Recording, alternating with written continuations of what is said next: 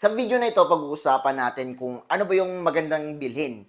Kung fertiled eggs ba or sisiw. Kasi maraming bumibili ng fertiled eggs at marami din nagre-reklamo. Meron akong mga nakita sa group pages na meron nagreklamo na wala talagang napisa sa kanyang mga itlog na nabili.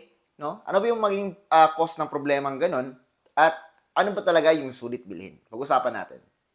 Kapag bumibili ka ng fertiled eggs, hindi alam ng buyer kung meron ba talagang mga similya yung mga itlog, no? Kasi nga blanco yung itlog kapag hindi pa naloload sa incubator, no? Kaya kahit i-candle natin 'yan, hindi po makikita kung saan yung similyado at yung mga baog.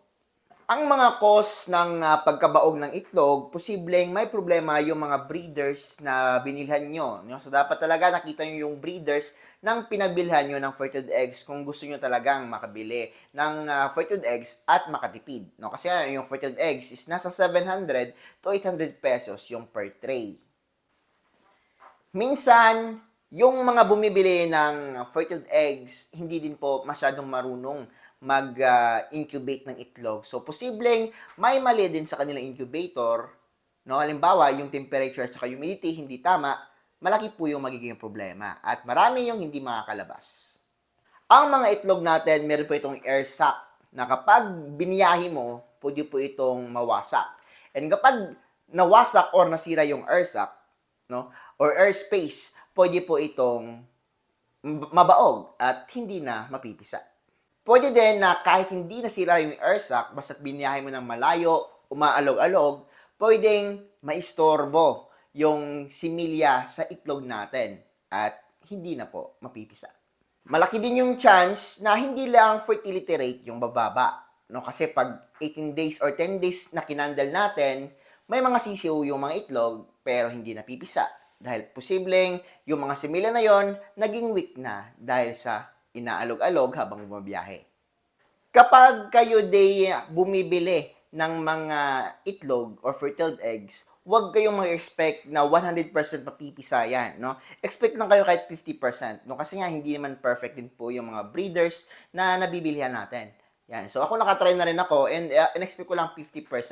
So sa isang tray, 15 eggs, yung 50%, and yung 15 na eggs na yon, no? Meron pa yung hatching rate, hindi pa mapipisa lahat yan. Sabihin natin kay 10 lang yung napisa. Kikita ka pa rin ng, sabihin natin, 700 to 800 pesos. Yung isang tray, kikita ka lang ng 200 to 300 pesos per tray. No? Kapag sisiw naman ang nabibili nyo, syempre, nakikita nyo yung katangian ng sisiw, buhay. No? Hindi katulad ng itlog, hindi nyo pa malalaman kung mabubuhay ba yan. No? Sa itlog talaga, sure na sure yung pera nyo. Yan, no? At hindi pa kayo gagastos ng kuryente. At hindi kayo maghihintay ng ilang araw bago mapisa yung itlog. Yan. Kaya, kapag gusto nyo ng sure na sure, dun kayo sa sisiw. Pero kung gusto nyo makakatipid kayo, meron kayong incubator, at willing naman kayong mag-trial and error, no? Dun kayo sa itlog. Pero kung halimbawa, meron kayong pera na gusto nyo sure win kayo, dun kayo sa sisiw, no? Wala na yung gagastos sa kuryente, hindi nyo na kailangan bumili ng incubator, no? Bibili lang kayo ng incubator pag yung mga sisiw nyo, malalaki na at pwede nang gawing breeders. Kaya kung ako yung papipiliin, sisiw yung bibilhin ko. Kung halimbawa man, ikay gustong mag-total, no? Doon kasi sa itlog, halimbawa, 10 lang yung napisa sa isang tray, no? Hindi pa sure yung 10 na yun, ha? So, 1,000 pesos at kumita ka lang doon, dahil may puhunan ka lang 700 to 800, no? Kakita ka lang doon ng 200 to 300 pesos, no? Sa isang tray. Yan. Sa sisiw talaga, sure win doon, no? Buhay na buhay talaga lahat. Yan.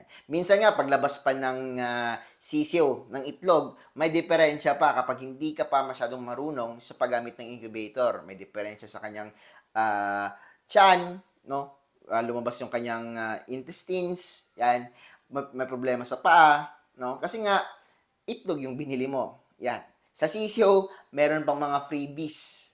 Yan. Kaya, kung ako sa inyo, sa sisiw po kayo, no? At para sa akin, wise choice, right choice, sisiw.